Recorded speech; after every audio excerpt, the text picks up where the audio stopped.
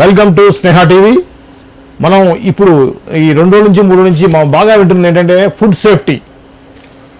మన రెస్టారెంట్లలో ఫుడ్ ఏ విధంగా ఉంటుంది అనే దాని మీద రకరకాల కథనాలు వింటూ ఉన్నాం. ఏది ఏమైనా అవుట్ సైడ్ ఫుడ్ మంచిది కాదు అనేది చాలామంది చెప్పే విషయం. అదేవిధంగా ఎప్పుడో ఒకసారి మనం బయటికి వెళ్ళి తింటే పర్లేదు, కానీ ఈ మధ్య ఎక్కువ శాతం మంది బయట తినడానికి ఎక్కువ ఇంట్రెస్ట్ చూపిస్తున్నారు.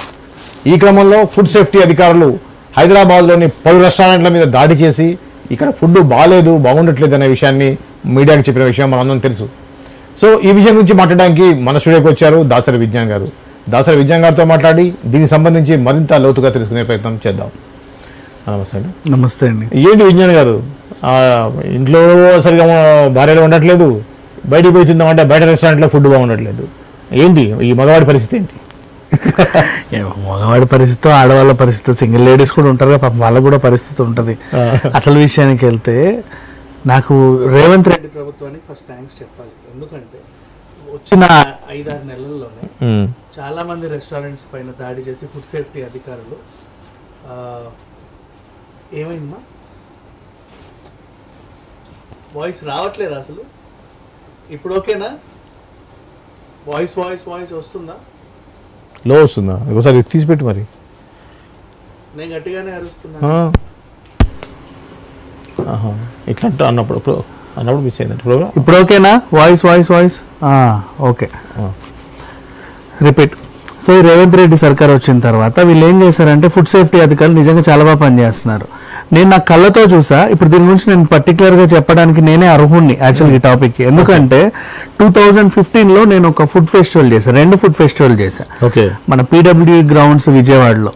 ఆంధ్రప్రదేశ్ మొత్తంలో అదే పెద్ద ఫుడ్ ఫెస్టివల్, ఎవరిని అడిగినా మాట్లాడుకుంటారు, అంతమంది జనాలు వచ్చారు. అది అక్కడ కమిషనర్తో ఓపెనింగ్ చేయించా.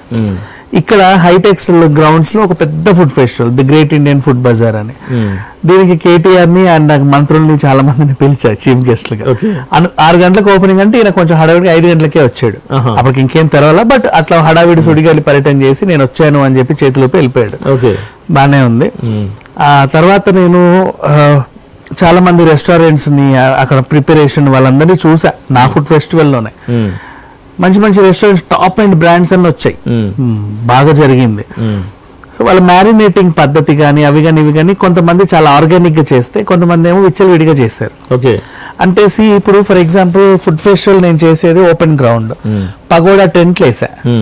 సో వాళ్ళకంటూ 20x20 స్పేసెస్ ఇచ్చా, టేబుల్ క్లాత్ అన్ని నేను ఇచ్చాను. కింద ఈ టైప్ కార్పెట్టే ఉంటది. వాళ్ళు ఏం చేస్తారంటే బ్లూ కలర్ మ్యాట్ ఏదో పరిచేసి దాంట్లోనే మిక్సింగ్, మ్యారినేటింగ్ ఇవన్నీ చేసేవాళ్ళు. అక్కడ చూస్తున్నాను నేను, వాట్ ఎవర్ సరేలే చూద్దాం. ఇప్పుడు ఎట్లా జనాలు చూస్తున్నారు, వాళ్ళకి నచ్చితే తింటారు, లేకపోతే మనం ఏం చేయలేం. ఇప్పుడు రెస్టారెంట్ అనుకోండి, వాడు ఎక్కడో వండుతాడు, ఇలా తెస్తాడు ప్రెజెంటేషన్ నీట్ గా అలంకరించి. ఇక్కడ వాళ్ళు చూస్తున్నారు, తిండి వాళ్ళ ఇష్టం, ఎలా చేస్తున్నారో ఇక్కడ కనిపిస్తా ఉంది. ఈవెన్ షార్మా అంతే కదా, మన కళ్ళ ముందే దాన్ని కోసి చేసిస్తాడు. ఫ్రైడ్ రైస్ అయినా అంతే, మన కళ్ళ ముందు నచ్చితే తింటారు, లేకపోతే లేదు, వాళ్ళ కర్మ. ఇంకా అదేం చేయలేం. ఇక రెస్టారెంట్ విషయానికి వెళ్తే ఫుడ్ సేఫ్టీ అధికారులు గత TRS ప్రభుత్వంలో ఉన్న ఫుడ్ సేఫ్టీ అధికారులు ఫిలిం నగర్ ఉంది కదా, మన ఫిలిం నగర్, ఒకసారి ఎందుకో పైన చిన్న మన పనుండి వెళ్తే కింద ఒక మెస్ ఉంటది, అక్కడ తిన్నాను నేను ఆ టైంలో. అక్కడికి ఫుడ్ సేఫ్టీ నుంచి 3 వచ్చారు, ఒక ఆంటీ, 2 అబ్బాయిలు మనుషులు ఎవరో వచ్చి బేరం కుదుర్చుకున్నారండి. బేరం కుదుర్చుకొని వాళ్ళ దగ్గర నుంచి ఒక 5,000 6,000 డబ్బులు తీసుకొని వెళ్ళారు. బాగుంది మీ ఫుడ్ అని రాసి. ఆ తర్వాత ఇంకేదో రెస్టారెంట్ KKD, కదిలి వచ్చిన కనకదుర్గ అని బార్ అండ్ రెస్టారెంట్ మాదాపూర్లో, అక్కడ కూడా ఫుడ్ సేఫ్టీ అధికారులు వచ్చి డబ్బులు తీసుకొని వెళ్ళారు. ఇంకా చాలా చోట్ల చూసాను నేను కళ్ళారా చూస్తున్నవి, మనం చూడని బోల్డ్ అన్ని, అంతే కదా. అంటే ఫుడ్ సేఫ్టీ అధికారులు ఫుడ్ సేఫ్టీ అని వచ్చి రావడం, మీ రెస్టారెంట్లో దరిద్రంగా ఉందని వాళ్ళకి తెలుసు, కానీ వాళ్ళని బెదిరించి 10,000 6,000 5,000 20,000 15,000 తీసుకొని అక్కడి నుంచి వెళ్ళడం, ఇది జరిగేది.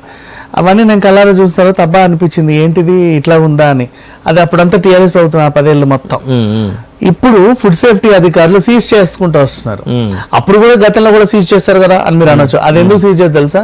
చిల్లర ఇవ్వకపోతే మేము ఎందుకు ఇవ్వాలి, మేము ఇవ్వాలంటే మీ గురించి కూడా చెప్తాం, బయట పెడతాం. నువ్వేంటారు మా గురించి చెప్పేది, ఉండు నీ హోటల్ సీజ్ చేపిస్తా అని చెప్పి వాళ్ళు బయట పెట్టడం, అంతే, అంతరించి ఏం లేదు.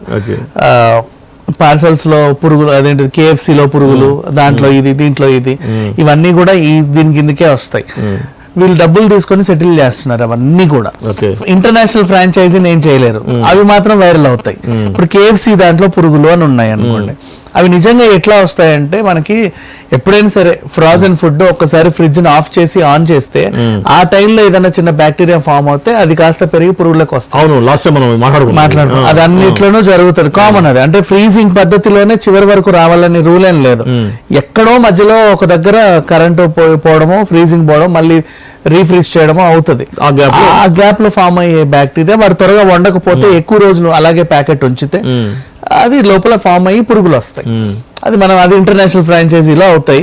అది కూడా ఇంటర్నేషనల్ ఫ్రాంచైజీ KFC, ఇట్లా పిజ్జా హట్లు కాబట్టి వాళ్ళు కూడా సోషల్ మీడియాలో వేసేస్తారు. కానీ చిన్న చిన్న రెస్టారెంట్, శ్రీ వెంకటేశ్వర రెస్టారెంట్, ఆ రెస్టారెంట్, ఈ రెస్టారెంట్, అమ్మా మెస్, చెల్లి మెస్, ఇట్లాంటి ఏవేవో ఉంటాయి. వీటిలో బోల్డ్ జరుగుతాయి కానీ ఏం చెప్పచావరు. మనము చాలాసార్లు చూస్తూ ఉంటాం వంకాయ కూరలలో బొద్దింకలు అవి ఇవన్నీ, బట్ మనం పెద్దగా పట్టించుకుచాము. ఈ ఫుడ్ సేఫ్టీ అధికారులు ఏం చేస్తున్నారంటే వెళ్ళి బాగా డబ్బులు దండుకున్నారు ఈ 10 ఏళ్లలో. అదేంటిది ఇంచుమించు ఒక MLA స్థాయికి ఫుడ్ సేఫ్టీ అధికారులు మంచిగా రిచ్ ఇట్లా కూర్చున్నారు అన్నమాట. అలా ఉన్నారు, తయారయ్యారు. మరి సో ఈ మూలంగా ఒక కార్టూన్ చెప్పాలి మీకు, ఈనాడులో అనుకుంటా ఈరోజు చూసాను, ఇది సంగతి అని వేస్తాడు కదా. అవును, మన శ్రీధర్ గారు. దాంట్లో ఒక ఆఫీసర్ రైతు వచ్చి నిలబడ్డా, ఇట్లా ఆఫీసర్ అంటున్నాడు అనమాట, ఇప్పుడు చూసారా మా ఉద్యోగం ఎంత రిస్క్ ఉంది, ఇప్పుడు ఇంత ముందులాగా తక్కువ ఇస్తాను కుదరదు, ఎక్కువ డబ్బులు ఇవ్వాలా, చాలా రిస్క్ జాబ్ మాది అని అడుగుతున్నాడు. అంటే ఎప్పుడైనా పట్టుబడచ్చు కాబట్టి ఎక్కువ దండుకుంటాం అనేటువంటి ఆఫీసర్లో ఉంది అని వ్యంగ్యంగా కార్టూన్ వేశారు. అవును, సీరియస్లీ అదే జరుగుతుంది బయట, నేను కలరే చూసి చెప్తున్నా. సో ఇప్పుడు ఫుడ్ సేఫ్టీ అధికారులు నిజంగా బాగా పనిచేస్తున్నారు. అండ్ ఇంకోటి చెప్పాలంటే కొన్నిసార్లు మనం కూడా వదిలేయాలి.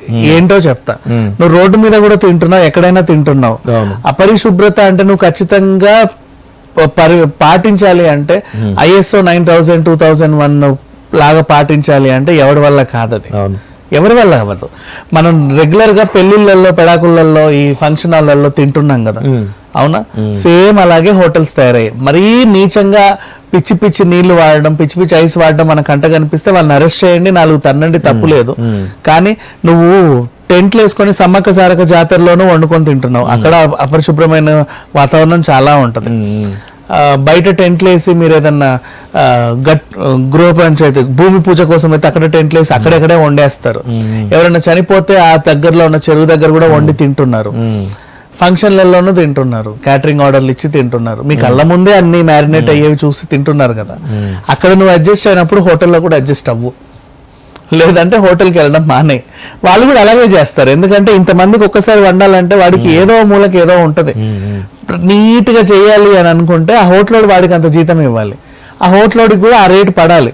ఇప్పుడు నీకు అన్ని నీట్ గా ఆర్గానిక్ గా పెట్టాలి అంటే వాడు ఆ బిర్యానీని 900కి అమ్మాలి. నువ్వు తింటావా? తినవు. 90 రూపాయలకి ఇస్తేనే తింటా అంటావు. 90 రూపాయలు నీ బిర్యానీ ఇవ్వాలంటే వాడు అట్టనే కడిగిట్టిని అట్లాగే చేస్తాడు. మరి దానికి ఏం అనలేము, దానికి తగ్గట్టు మనం కూడా ప్రిపేర్ అవ్వాలి. కానీ ఏదైనా మాక్సిమం అవుట్ సైడ్ ఫుడ్ తగ్గడం బెటర్ కదా, అంత ఇదన్నప్పుడు. కానీ ఈ మధ్య కాలంలో మనం తగ్గిలేమండి, ఎందుకంటే ఇంట్లో ఇద్దరు పని చేస్తే గానీ మనకి ఇక్కడ హైదరాబాద్ లో బతకలేని పరిస్థితి.